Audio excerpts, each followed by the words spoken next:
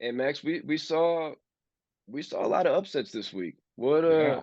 what was your big dog upset? Of course, of course. If anyone is noticing, I'm not wearing any Purdue gear. Oh, just a plain shirt Put today. put those away for the winter. The Put hats, those away for the no, winter. changed his hat, plain shirt today. Yep. Plain shirt. I got a Mario hat on. I couldn't figure out what team to wear. I was like, you know what? I'm not. What am I doing here? So I just put my Mario hat on. Um, man, Purdue. What the fuck, man? What the fuck? There's nothing else to say. Let's go back to Friday. Okay, I'm 8 for 8 to lead off the day on my picks as far Hot, as my bracket hot, goes. 8 for 8. I'm red hot, hot. Okay, on I, fire. I did. Okay, let's skip a little towards the end of the day. All right, I had 15 out of 16 picks correct on Friday. That's What damn was good. that one loss?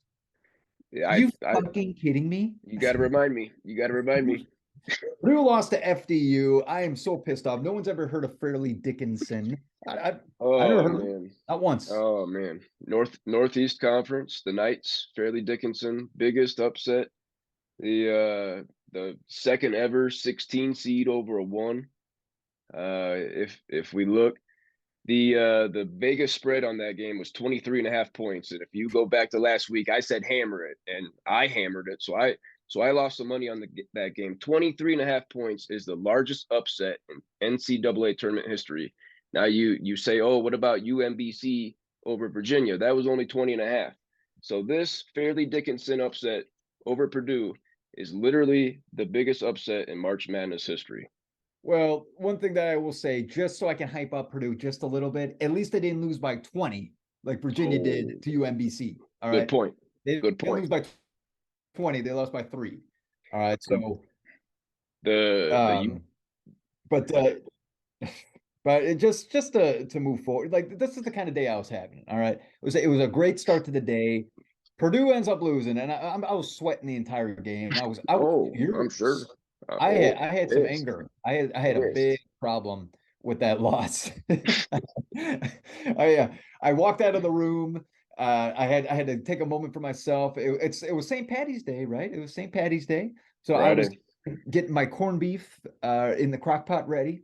Now, the Oh, recipe online said it was only going to take 4 to 5 hours. I should have read the package. The package said it's going to take 10 hours. So after the double. Purdue game, I was like, oh, you know what? At least I got corned beef. At least I Nope. got some corned beef ready to go. Nope. Nope, nope. Cooking that corned beef until midnight. That was the kind of day I was having. I was starving all day. Starving all day. Oh, My mouth watering, my pit sweating. damn. Damn. Damn. So, That's an awful Friday for you. but the last thing I just wanted to talk about with Purdue so we can move on and get back on a happier note here is that I want to talk about Matt Painter real quick. Okay, Okay. Matt Painter, dude, as much as I think that you are a great coach in the regular season, Ah, you do not know how to get prep up your players for the playoffs. This is inexcusable. It's inexcusable that there's no reason that these guys should have beat us, obviously. I think like, hey, Fairleigh Dickinson, good job. Great win. You made history. I'm gotta Purdue respect played it. like shit.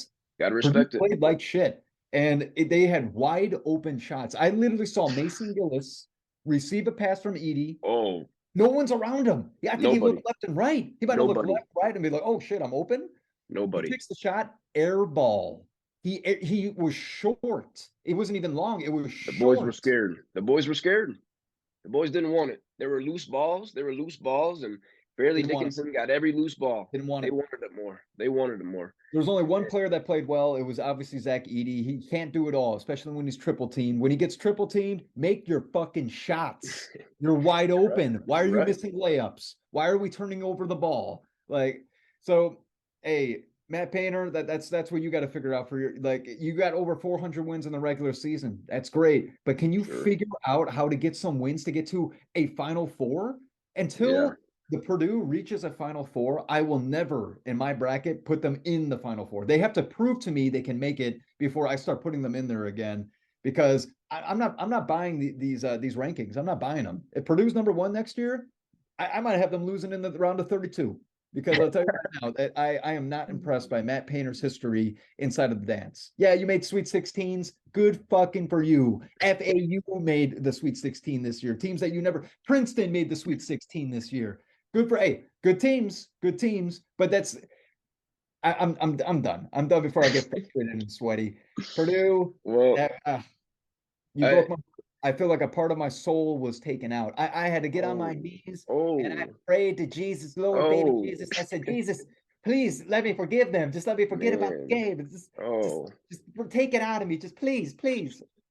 And what well, it what always helps. But Purdue really, really stomped on my heart again this year.